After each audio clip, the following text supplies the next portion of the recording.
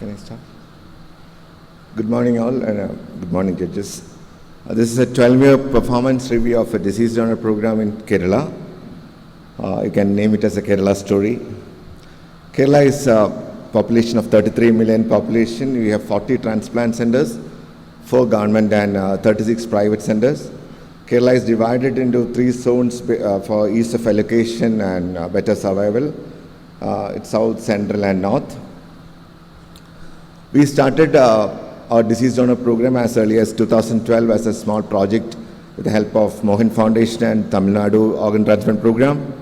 And later it was formalized as a government organization in 2021. The background of this study is as early as 1994 THO Act defined brain death and procedures in organ donation were laid out. But 30 years passed, the donation rate is less than 1 per million. In Kerala established the deceased donor program under government of Kerala, which saw an initial rise and a steep fall in donation rates. You can see from the graph, it started in late 2012 and to 2015 and 2016 we saw the peak.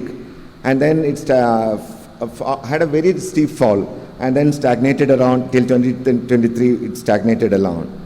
So objective of the study is the performance review of the program, find out the reasons for this rise and fall in numbers.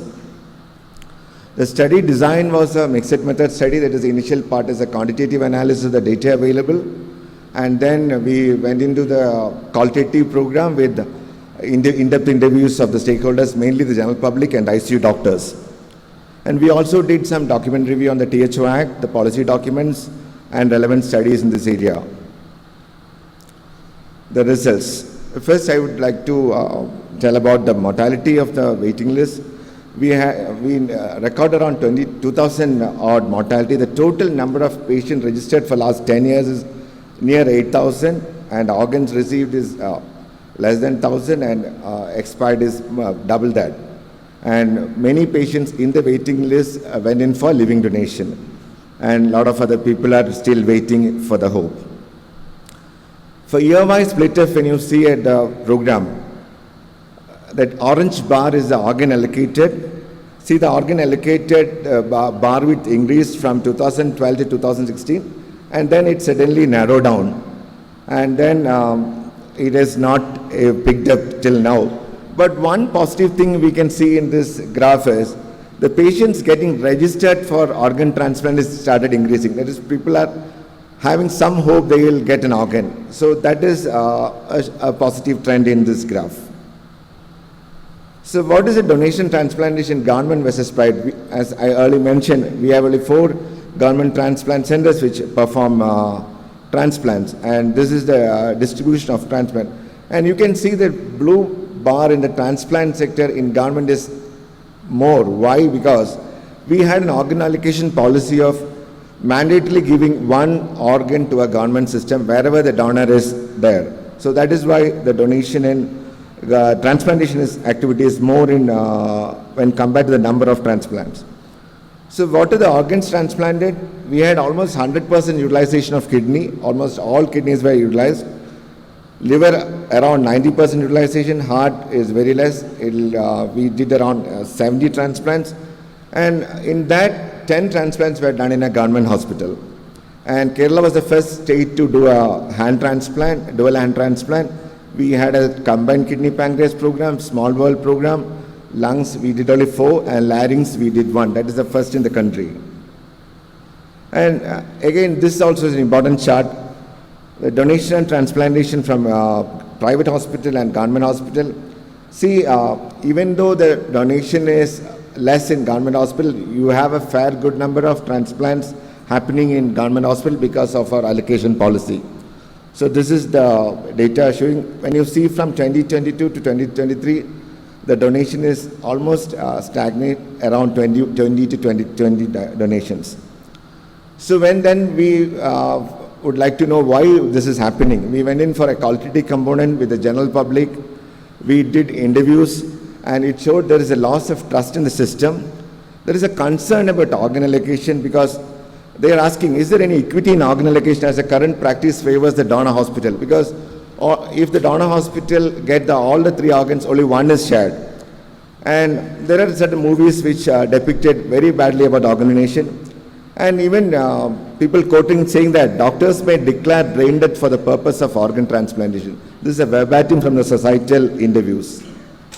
So these are the two persons which actually demolished our organ transplant program. One is Dr. Ganapathy. He is a senior IMA representative. He started giving litigations against organ donation. And one movie which is now available in all OTT platforms which depicted organ donation. So this has a very bad influence on the society as well as the public. And we again went in for ICU doctors and the hospital management. Why your hospitals are not promoting organ donation? They said even after 6 or 7 years, we are being questioned by the police and the authorities about the malpractices which has not happened. And hospital management said, why we should do? We did not want to get into trouble and invite bad publicity. And they also feel there is no government support for that they can defend themselves. The themes emerged from the focus group discussion by interviewing ICU doctors. There is lack of consistency in donation and transplantation practice. The ignorance of the sum of total requirements by several professionals practicing regular donation and transplantation. There were clearly a heterogeneity of clinical practices associated with donation and transplantation from the clinicians' interview. Healthcare providers are still not convinced about that brain death is death. Even after brain death is confirmed, patient continues to be on ventilator if organ donation is not done.